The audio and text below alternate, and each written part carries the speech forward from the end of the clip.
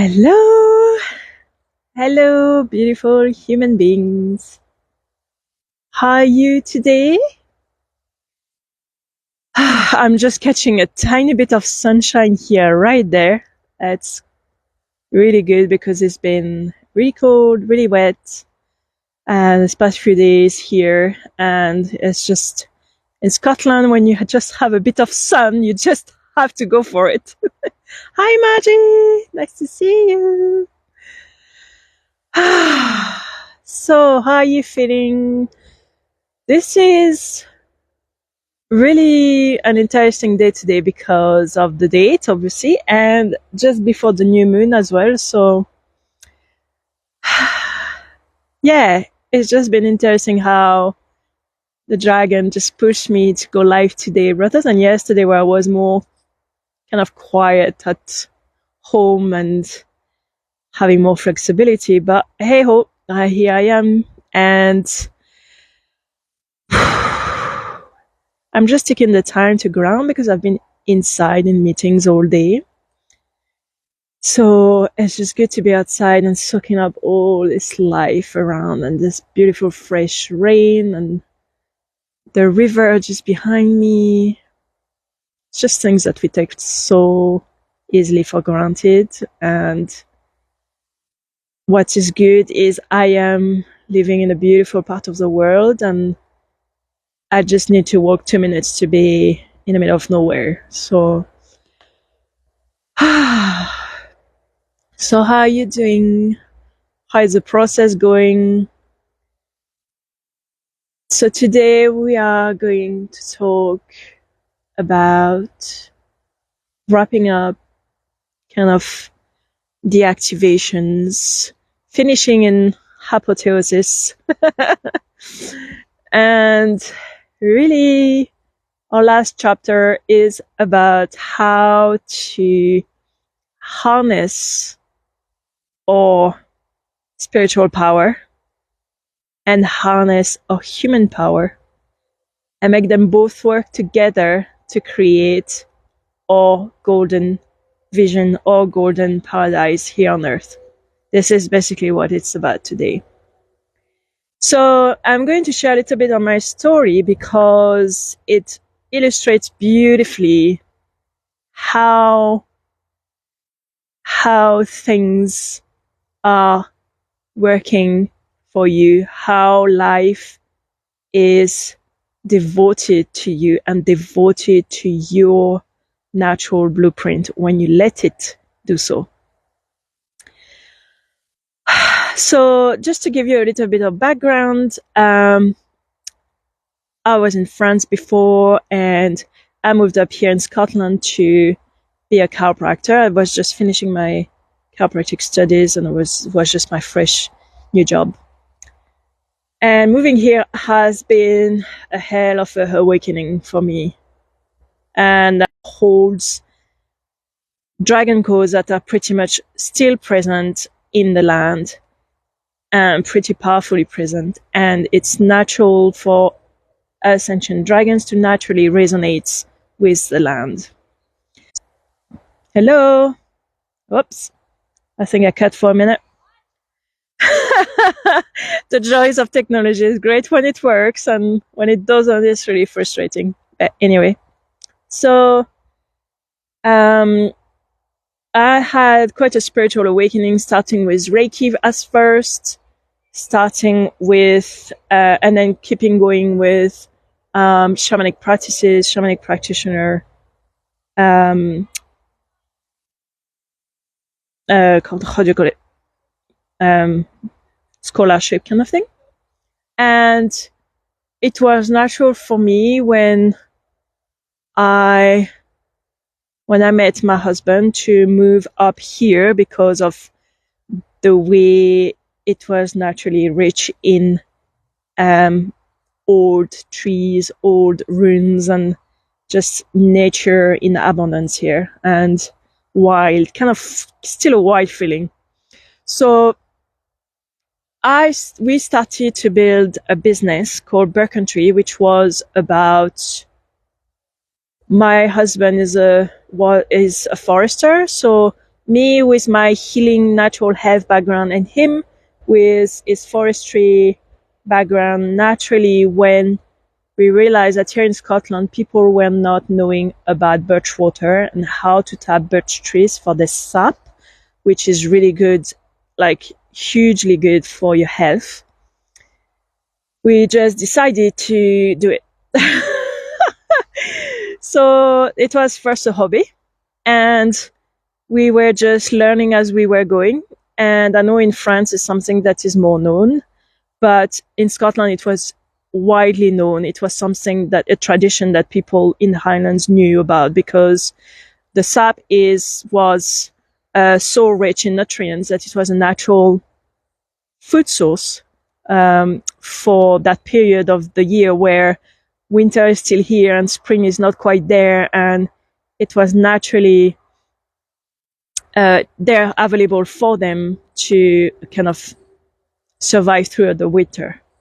And obviously it's been used in by druids a lot, as well as cleansing ceremonies, connection with nature, spring renewal, birch being really the emblem, an ancient tree species that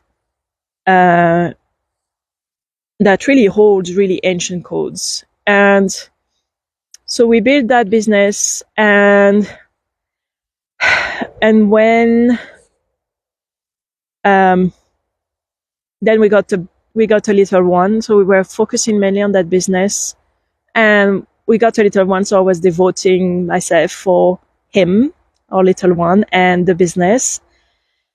And we kind of sidetracked a little bit, and when the little one was finally able to be grown up enough to go to nursery, this is where I looked back and thought about what I would be doing. And really I didn't want to go back to chiropractic at that point, because it was really hard on my body, and I knew my soul calling was about healing, but I had no clue whatsoever what the hell I was supposed to do, because I had all those tools, all this learned knowledge about healing, about crystals, about shamanic practices, and I just didn't know how to put it together and what the hell I was supposed to do. So my journey was pretty much learning to reconnect with my soul and to fully dive into who I am and what I was here to do. But I had no dragon leader as such. I didn't know anyone at the time that was tapping into that dragon energy and that was helping me through it. I had lots of support, lots of mentors, healers that were helping me through my process. Learn everything. Remember everything by myself. And everything I was doing based on instincts. I always listened to my instincts. Sorry, the reception is not good today for some reason. So I was saying, my instincts always worked well for me, and for some reason with my husband we were pulled to build that business now six years ago, and we didn't realize at the time how much of our life would be influenced by that business. It allowed us to make connection for my husband for his forestry work, so regular income from that. We met with beautiful people that helped us in the process in building the business. We discovered the land that we want to buy, and this land is actually a land that I lived before in ancient past lives. I didn't know at the time, of course, and I've always been drawn to that place until one day we went looking for ancient trees to tap to get the sap, and I just saw the land, and I was just like, this is it. This is where we will be living. This is where we need to settle. Like this, there was something about it. And later on, I knew that I had past life there, and I knew about that dark period where on Earth, where everyone would go through forgetting spell for, I don't know how you say English, forgetting everything who they are. And I knew that at some point I would be ready to bring back the dragon frequencies, to remember who I was and lead my people back to remembrance and back to that dragon magic.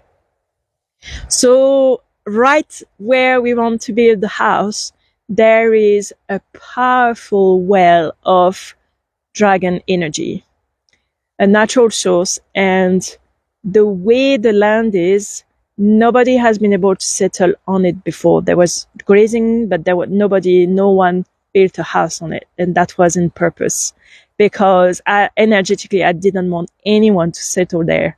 It was my land, and it was where I knew I would bring all those beautiful codes back on Earth.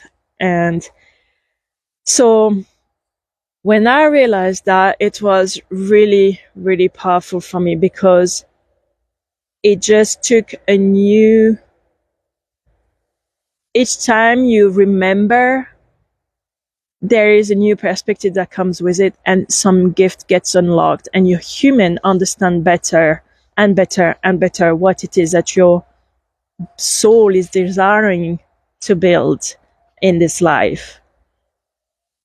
And we always talk about synchronicities and moments where everything falls into place. But that's just because as a soul, we know exactly where to go and how to get to there. So it's all about letting go of control, letting go of how things should be done, and just really connecting with that inner voice and clearing everything on the way that is not allowing us to follow that voice, to standing to our power, and to fully